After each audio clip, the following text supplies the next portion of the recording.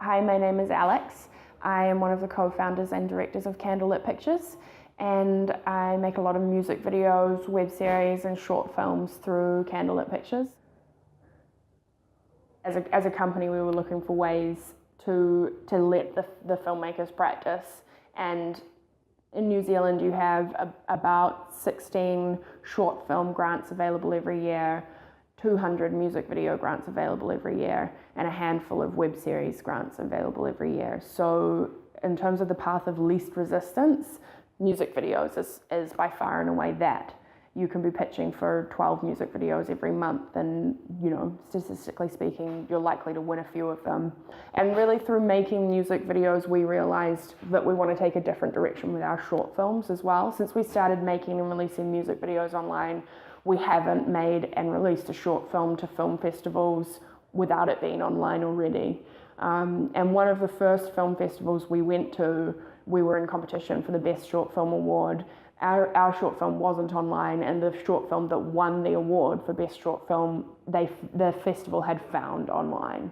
So I think unless you think your short film has a really good shot at getting into a major festival like Cannes, who still won't let you play if you are online, the best way to have your work seen and to get into festivals is to put it online and to pour all of your money and time into your online strategy and not your festival strategy. So through making music videos, we've learned a lot about how we want to distribute our short films too.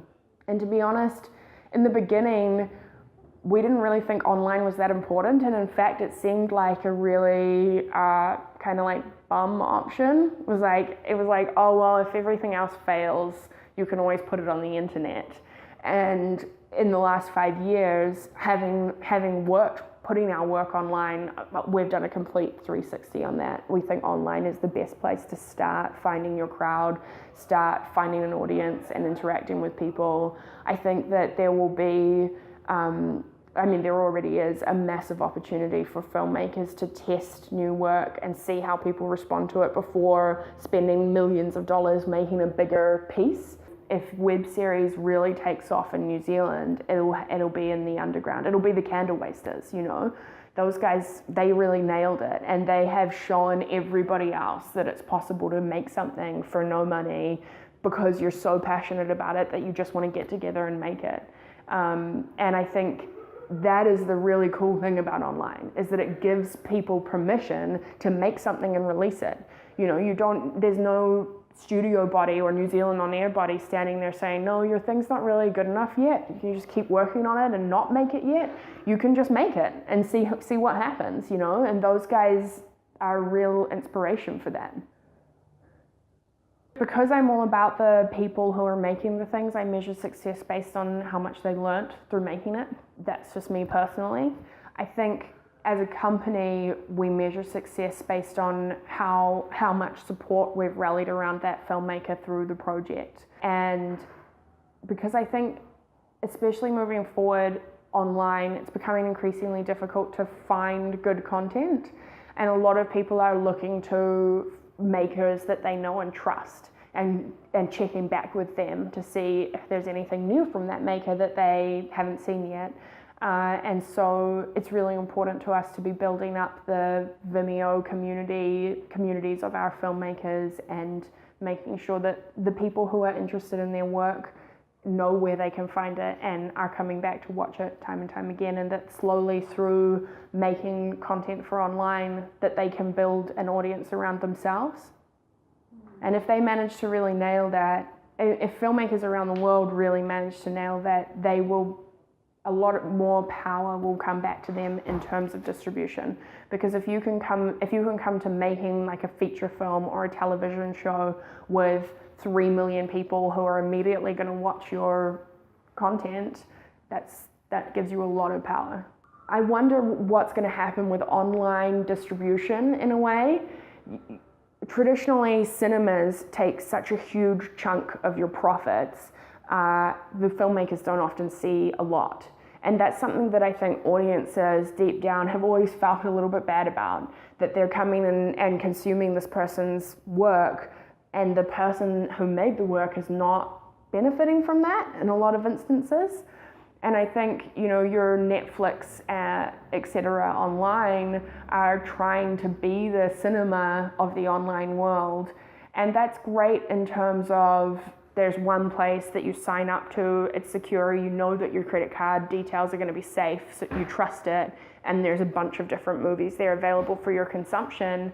But I mean, just as a consumer myself, I would prefer to be able to Google Steven Spielberg, go to his website, have his entire collection of movies there, and to be able to rent them off him directly and have all of the money go to him. One of the cool things about online is that if you leave a comment on someone's video on a filmmaker's Vimeo channel, you know they're going to read it. You can have a dialogue with them. And I think it would be great if the same was true with your money. When you spend it, you know it's going to the filmmaker. And I'm sure that's going to happen in the future. I just don't know how it will. I have no doubt that online is going to completely take over as the dominant distribution platform for everything. It's just a matter of time, and I don't think that cinemas are going to die. I think there will always be a place for cinemas. People will always want to be able to go and have a communal experience and see it up on a huge screen with really big noise, but I think the cinemas are going to have to up their game in a way. And it started with, there were 3 of us, 2 boys and me. The 2 boys were writer-directors, and I was a producer. And within a few years, Annie Duckworth came on board as another producer. And from there, since Annie came on board, and her and I have been able to do a lot more work and work with a lot more creatives, the company has grown and grown and grown. And now we have 9 producers, all of whom are female, and 25 writer-directors that we work with, one of whom is female. And we've spent years looking for women to work with, and still there's only one in that group. And that's really disheartening for us. And we talk about it all the time, the fact that we really wish it wasn't so out of balance. We have a lot of conversations in-house, especially between the female producers, and the amount of times that we've all been like, we don't want to write and direct, but maybe we should all just change careers and be writer-directors just so that we can inspire other people to do it and show them that it's possible. But it's not what we're passionate about. We all want to produce. That's what we're into, and which is why we haven't yet made that transition. But I mean, if it keeps on being this dire for much longer, we might. The only thing that I really regret is that we don't work with more women. So I guess maybe one thing that I would do if we were starting again would be to make our position really clear, and from the outset try to attract any females who want to make stuff and say to them, we're here, we like producing things, we want to work with women, so if you want to make stuff, please email us and get in touch, because we're keen. It would be cool to go back in time and do that from an earlier stage, because then we'd already be working with a lot more women.